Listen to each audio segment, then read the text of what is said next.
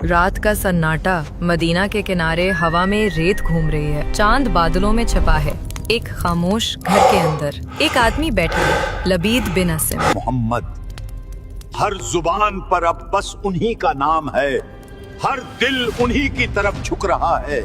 کون ہے وہ جو ہمارے جادو، ہماری چالیں سب مٹا گئے؟ کبھی ہم سے علم مانگا جاتا تھا، اب سب انہی کی طرف دوڑتے ہیں۔ اب میں دیکھتا ہوں کیسے یہ نور برقرار رہتا ہے۔ آج میں دیکھتا ہوں کیا ان کا رب انہیں مجھ سے بھی بچا لے گا۔ وہ دھیرے دھیرے ایک ڈبہ کھولتا ہے، اندر کنگھی اور کچھ ٹوٹے ہوئے بال رکھے ہیں۔ اس کی نظر ان بالوں پر ٹھہر جاتی ہے۔ ان سے ہی اب ہوگا وہ کام۔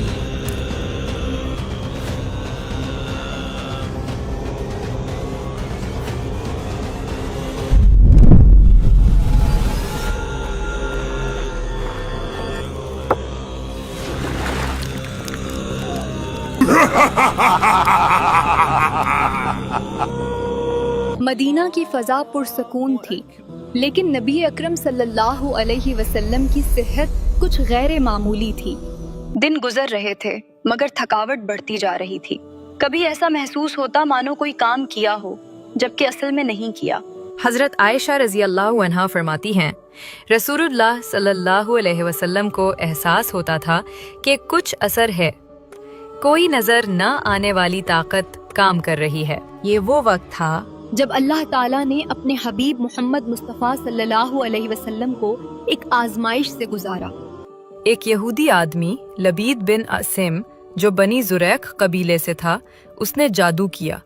اس نے رسول اللہ صلی اللہ علیہ وسلم کے بال اور کنگھی لی، انہیں ایک کھجور کی ڈال میں باندھا، 11 گرہیں لگائیں اور اسے زربان نام کے کنویں میں ڈال دیا۔ دن بیتتے گئے، رسول اللہ صلی اللہ علیہ وسلم کی طبیعت بھاری رہنے لگی۔ آپ صلی اللہ علیہ وسلم کو ایسا محسوس ہوتا جیسے کچھ کیا ہے جبکہ کیا نہیں ہوتا۔ کبھی نیند میں بے چینی، کبھی یادداشت میں الجھن۔ انہیں محسوس ہو رہا تھا جیسے کوئی چیز انہیں روک رہی ہے، مگر وہ کیا ہے یہ معلوم نہیں ہوتا۔ صحابہ کی آنکھوں میں بھی فکر جھلکنے لگی تھی، مگر پھر اللہ تعالیٰ نے اپنی رحمت سے راستہ دکھایا۔ ایک رات رسول اللہ صلی اللہ علیہ وسلم کو 2 فرشتے نظر آئے، ایک آپ کے سرہانے بیٹھا اور دوسرا پاؤں کی طرف۔ یہ شخص کس چیز میں مبتلا ہے؟ اس پر جادو کیا گیا ہے۔ کس نے کیا؟ لبید بن عاصم نے۔ کس چیز سے؟ کنگھی اور بالوں سے۔ صبح جب رسول اللہ اٹھے تو آپ نے اپنے کچھ صحابہ کو بلایا۔ حضرت علی بن ابی طالب رضی اللہ عنہ، حضرت زبیر بن عوام رضی اللہ عنہ اور حضرت عمار بن یاسر رضی اللہ عنہ کو حکم دیا، جاؤ اس کنویں کو ڈھونڈو اور وہ چیز نکال لاؤ۔ وہ روانہ ہوئے۔ مدینہ کے باہر جہاں کھجور کے درختوں کے درمیان پرانا کنواں تھا، انہوں نے پانی نکالا اور نیچے دیکھا۔ وہاں کھجور کی ڈال بندھی ہوئی تھی جس میں کنگھی اور بال لپٹے تھے اور گرہیں کس کر لگی ہوئی تھیں۔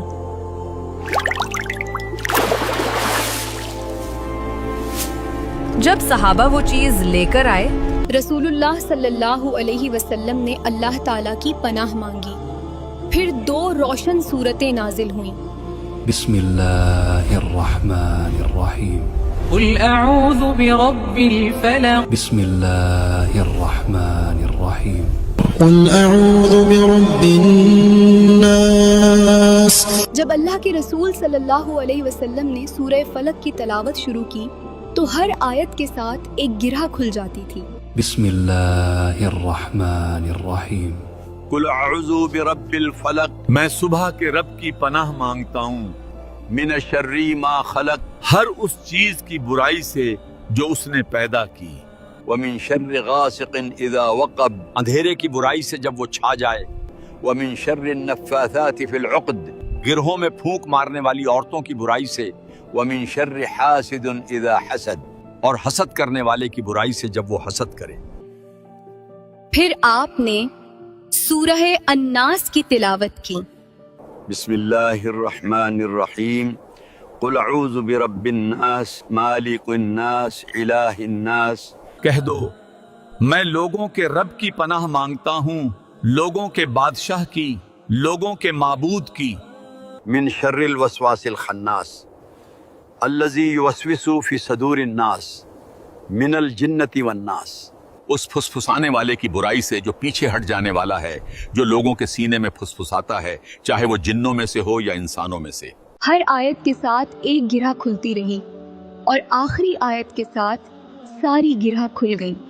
उस वक्त रसूलुल्लाह सल्लल्लाहु अलैहि वसल्लम ने महसूस किया कि अल्लाह ताला ने उन्हें पूरी शिफा दे दी है। हजरत आयशा रजी अल्लाह अन्हा फरमाती हैं कि जब ये 2 सूरतें नाजिल हुए तो रसूलुल्लाह सल्लल्लाहु अलैहि वसल्लम हर सुबह और हर शाम 3-3 बार उनसे पनाह मांगते और अपने ऊपर दम करते थे। यही वजह है कि इन्हें मुअव्विज़तैन कहा जाता है, 2 पनाह देने वाली सूरहें। आप सल्लल्लाहु अलैहि वसल्लम ने फरमाया, इन दोनों सूरहों से बेहतर कोई चीज़ नहीं जिससे कोई पनाह मांगे। जब भी तुम्हें डर महसूस हो, जब बुराई का साया लगे, जब नज़र हसद या वसवसा दिल में आए, तो इन्हें पढ़ो। कुल आउज़ु बिरब्बिल फलक, कुल आउज़ु बिरब्बिन नास। यही वो कलाम है जिसने रसूलुल्लाह सल्लल्लाहु अलैहि वसल्लम को शिफा दी और पूरी उम्मत को हिफाजत सिखाई। अल्लाह ताला के कलाम से बढ़कर कोई पनाह नहीं। रोज पढ़ें, खुद भी सीखें और बच्चों को भी सिखाएं। अगर ये कहानी आपके दिल को छू गई हो तो सिर्फ देखने पर मत रुकिए, इस वीडियो को शेयर करें, किसी की हिफाजत का जरिया बने। कमेंट में सुभान अल्लाह जरूर लिखें।